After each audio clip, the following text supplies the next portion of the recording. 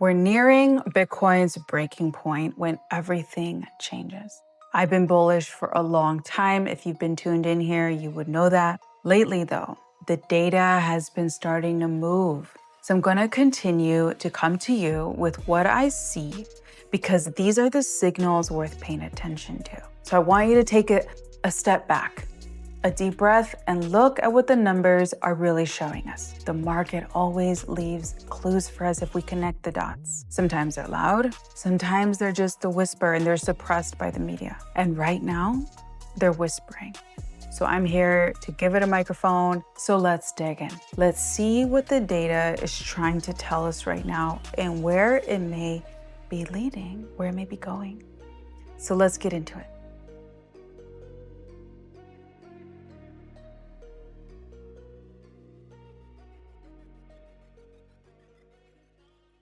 So we know if we take a look at the numbers, we know the fear and greed index has not been this low since early 2022 capitulation events. We are deep in the fear territory, right after a 43-day government shutdown and record ETF outflows. And on X, traders are saying it feels like the end of the cycle. But if you zoom out, as I always encourage us to do, Bitcoin still sits above its 50-week moving average. Every previous time we have hit this setup, fear spiking, moving averages, crossing, low conviction everywhere, it marked the start of the recovery phase. And yet, the surface looks bad. ETF saw almost $300 million in red flows in one day. Ethereum's ETFs dropped another $183 million. And headlines scream institutional outflows. But the data tells us a different story. Over $60 billion have entered Bitcoin ETFs since launch. The short-term withdrawals are noise in a much bigger picture of steady institutional accumulation. However, when we zoom out, we see the mood across this market has changed very fast. The fear and greed index dropped to levels we haven't seen since April. Every scroll through X feels the same. Traders calling for lower prices, analysts sounding certain again, and timelines filled with fatigue. And you can't blame anyone. We have never seen conditions like this before. And we know that Bitcoin's trading around $100,000, down close to 10% this month. The excitement that actually surrounds the dip has faded.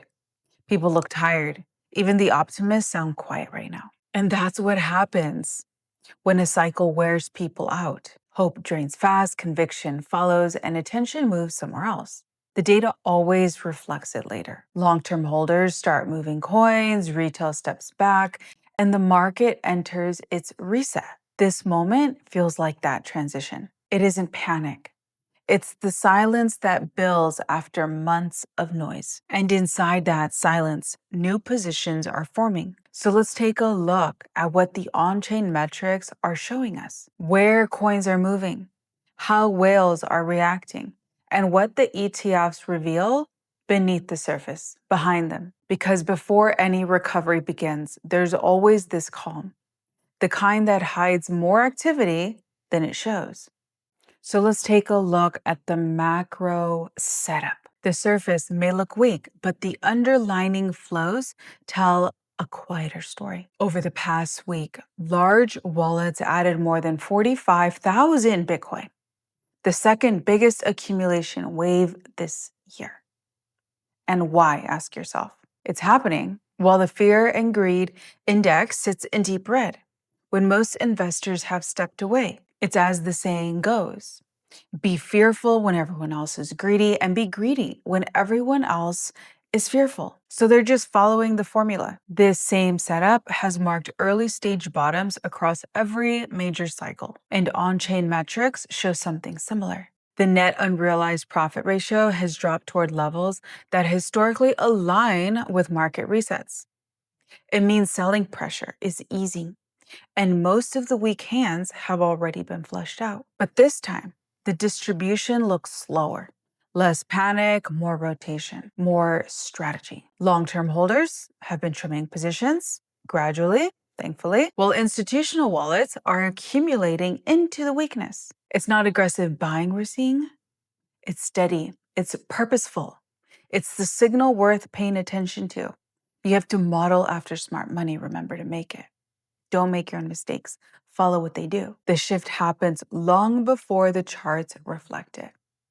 And when it shows up this clearly, it means the base of the market is starting to change. So just stay steady. Look through the chaos. So now let's dig deeper into how those institutional flows connect to everything else, because everything is always connected. And our job is to learn to identify what's going on and connect the dots, which is what I do here at my channel and always attempt to do for you better and with more precision as I get a hang of the patterns. So while traders are debating charts, governments and institutions have already started to move. The 43-day shutdown is finally over, and Washington is writing checks again. That alone changes the flow of liquidity. Treasury Secretary Scott Bessent just confirmed 2 new fiscal programs too. A $2,000 rebate for working families and a $1,000 investment account for every newborn. Those dollars move straight into the economy and over time into markets. We have to wait for that to catch up. It just happened. And every stimulus cycle has found its way into risk assets. And Bitcoin has always been part of that chain. So it's coming. And at the same time, regulation is shifting. SEC Chair Paul Atkins introduced a framework that separates network tokens from securities. The new structure finally defines what lives under the SEC's control and what doesn't. It means projects can operate with a clear rulebook for the first time in years. And that clarity is spreading across agencies. We see the Senate Agricultural Committee is drafting a market structure bill to expand the CFTC's oversight of crypto spot markets. The restart in Washington isn't just political, it's structural. And when clarity meets liquidity, as it is right now on both forefronts, we see it's coming, capital starts moving again. And while policy headlines dominate the news cycle, the real change is slower. Regulators opening doors, institutions testing rails, and markets preparing for what comes next. So should you, which does not mean go put in a bunch of longs. Remember, this is not a trading channel. I'm a fundamentalist, and I believe in Bitcoin's long-term trajectory for many reasons I cover all the time here at my channel. Bitcoin's trajectory up to $1 million. Okay, some are calling it for within, at the end of Q4, some in a year, some up to 5 years. I sit somewhere between 2 to 3 years, more realistically 3 to 5 years though. But no one can predict the future, so remember that. Anyway, the point is don't go put in any longs. I believe you should hold and accumulate Bitcoin, and you should hold on to the blue chip tokens that I cover all the time here at my channel, despite all this turbulence, because those have strong fundamental legs and are continuing to see adoption and will rise as Bitcoin rises. I do not agree, though, with gambling and being irresponsible, so I do not encourage any longs. But okay, let's carry on. Because even as prices slip, institutions are quietly constructing the next phase of digital finance. Visa, we see, is testing stablecoin payouts for US businesses, letting companies pay in dollars while recipients get USDC instantly. And Cash App will now let users send payments over Bitcoin rails using their dollar balance. And Franklin Templeton just expanded its tokenized fund platform, Benji, to the Canton Network, a system that keeps transactions private by default. We know privacy is a big topic right now, a big narrative, and probably will continue to be for many reasons we can get into in a different show. And Aerodrome, the top DEX on Base, merged with Velodrome to launch a new hub called Aero. It connects Base, Optimism, Ethereum, and Circle's Arc into a single liquidity network. That's the same Arc network Circle is building to run global stablecoin, FX, and multi-currency programs. This is real infrastructure.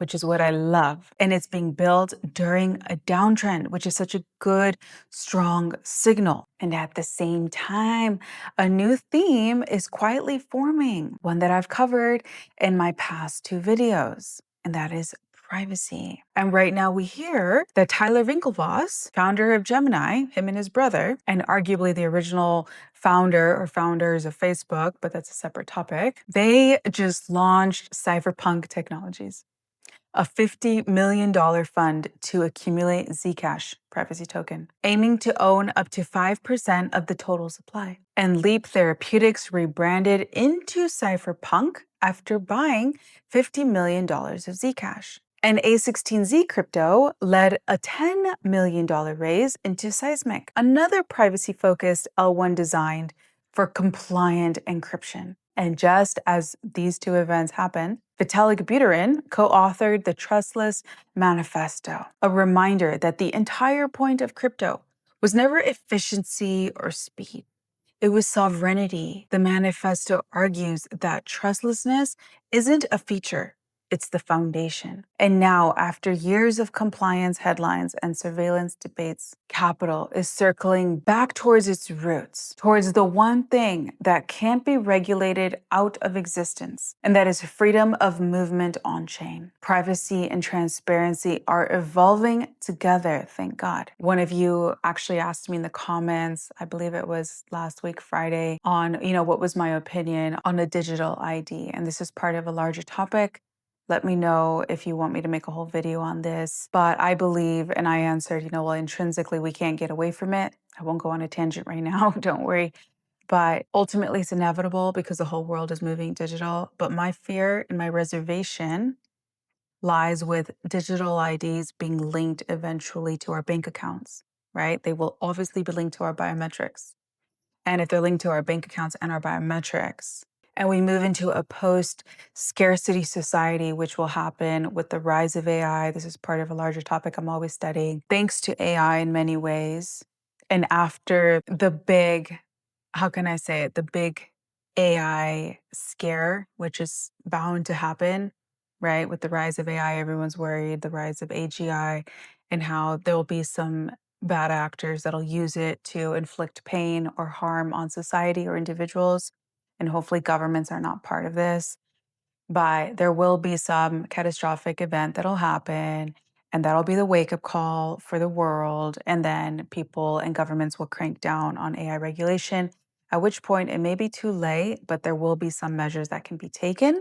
Anyway, with time and as we iron out these bumps in the road, we will move into an AI-based abundant society where people will not have to work anymore and everyone will get not just a basic income, right? Basic income for all, but will get a high income and no one will have to work anymore. Anyway, it sounds wonderful, but where my reservation lies, or lay rather, is in what governments will do with everyone's biometric linked IDs linked to their bank accounts, linked to this income for all. It'll sound wonderful and utopic, but what happens if we protest a certain injection because of a certain disease circulating, right? You get my drift? So they could just shut you down. We see a lot of this being implemented in China, actually, and I am going off on a tangent now, so I apologize.